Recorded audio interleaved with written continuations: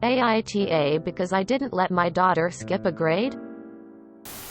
My kids are Jonah, 14M, and Emma, 12F, and my husband is Johnny, 40M. For clarity, Emma has always been brighter than is typical for her age. She was reading at 4 and she's even gone to national competitions. We're really proud of her and all she's accomplishing. She's been in the gifted, talented program for a few years now.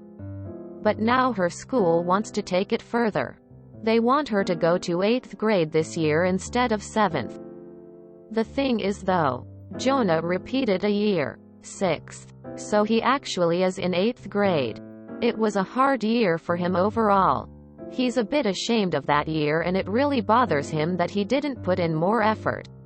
I don't think it would be good for him if he and Emma share classes. Which is very likely because it's a small school. So I declined the skipping grades arrangement and asked if we can just give Emma further enrichment. Like we've been doing. Because she can definitely do 8th grade work. I thought that would be best for both kids. The trouble is that when I told Emma what we decided for her, she didn't take it well.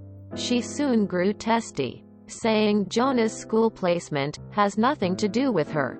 I told her that I was thinking of both of them when I made that decision. Emma later went to her room in tears. But she wouldn't let me check on her all evening.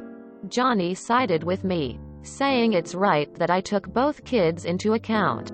But Emma is clearly still bothered and I really didn't want to upset her. I just wanted to be fair to everyone. AITA?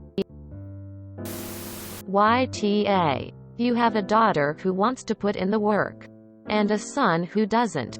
And you're going out of your way to crush your daughter's ambition?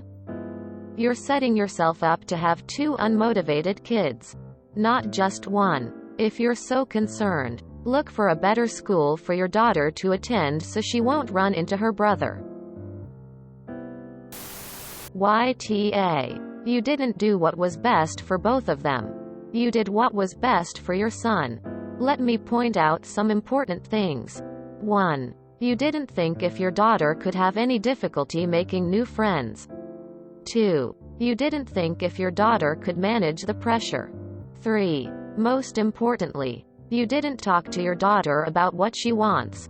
4. You just thought about your son and the fact that you took account of how your son would feel when he didn't even put efforts in his studies. But you didn't take account of your daughter's hard work really shows favoritism. Believe me, kids understand when a parent prioritizes one over other. In this case, both of Emna's parents are prioritizing her brother. Do you think it gets unnoticed? It simply doesn't. Nor does a kid forget this kind of treatments. Edit. Typo. YTA op. Here's the thing. I was that kid who wasn't given the opportunity to skip grades because my parents didn't want to embarrass a sibling. Because I was expected to work at a level for my grade. I was frequently accused of cheating as I was working off what I knew rather than what was expected from me. Will it suck for your son? Probably. But you are hindering your daughter's growth to preserve his ego and give him his way. And that reeks of subconscious favoritism. Get your kiddo into therapy to help him handle his shortcomings instead of expecting your other child to handle the aftermath of it. Info. How many of your daughter's opportunities are you willing to sacrifice to prevent your son from feeling bad about himself? Look, ultimately I tend to think that the grade a child is in is more relevant to their social experience than it is to their future or education. So in general I don't actually tend to think that skipping a grade is that big of a deal one way or another. In fact, I've mostly just heard negative stories about younger kids getting ostracized by their older peers because they don't fit in. All that said, I really question your reasoning here. I get that your son is having a hard time, but artificially keeping your daughter back doesn't seem like the appropriate response. Instead, Teach your son how to navigate the situation he is in. I can't imagine how much resentment I would feel towards my sibling if my parents held me back. Simply because my brother screwed up at school. YTA. Info. Did you even ask the school about the classes? Like, did the school tell you that it wasn't possible to keep them separated? Also, what negatives would go on Emma if she skipped? Because you only stated why it would be bad for Jonah. YTA. You were holding back your daughter because her brother couldn't be bothered to study. It's not even that he's got a learning disability or is otherwise unable to complete the work. According to you, he's just self-admittedly lazy and now regrets his laziness. And you're penalizing your daughter because of it. And I really have to wonder if there's an element of misogyny here that you're internalizing and not realizing it, that your girl child can't outshine your boy child and you're going to hold her back in order to make him feel better. That's not fair to everyone. That's massively unfair to your daughter, who should be allowed to reap the benefits of her intelligence and hard work. Soft. YTA. I showed a teacher friend of mine your post and he said when the school wants to skip your child a grade, it is because the gifted classes are not enough for your child. The school looks at the student's emotional maturity and if they can keep up in the advanced grade. He also wanted you to know that your child might act out because she is bored. He's seen it happen all the time. I'll just tell you this. I was your daughter. I was the youngest, the bright kid, with an elder brother who struggled at school. My parents tried to protect my brother's ego and self-esteem by limiting how much I was allowed to talk about the things I knew that he didn't or couldn't understand. I was rarely allowed to be openly proud of my academic achievements because my brother had not achieved the same things. I still remember the times I was called arrogant for just expressing myself. And I was not an arrogant kid. They protected his ego. But they failed to protect my self-image.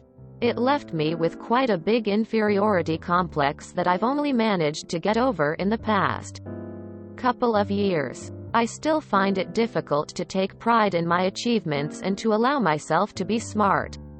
As if I need anyone's damn permission. Just know that your daughter has every right to be exactly who she is. This is teaching her that she is only allowed to be smart when it doesn't hurt other people's egos. And after centuries of female oppression, the one thing we don't need is women who are afraid to be clever in front of other people. The only right way of going about this is to make sure every day that your kids know that they are appreciated and celebrated for their unique talents, not for how they compare to each other. So yeah. YTA. Your son isn't doing well in school because he didn't put in the effort. And you're holding your daughter back because she's younger and if she caught up it would embarrass him? Let me think. Wow. That didn't take long. YTA.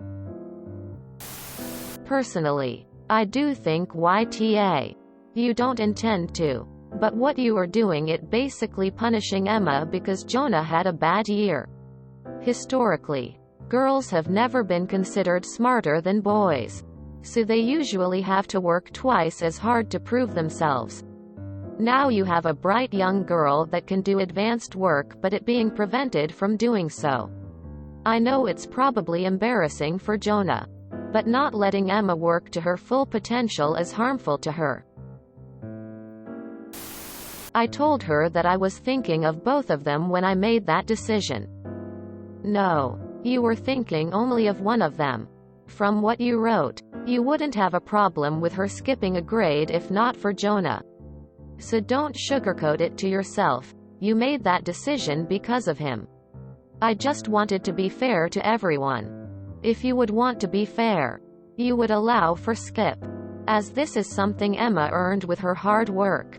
Jonah might be upset, but cause for it was also his own work.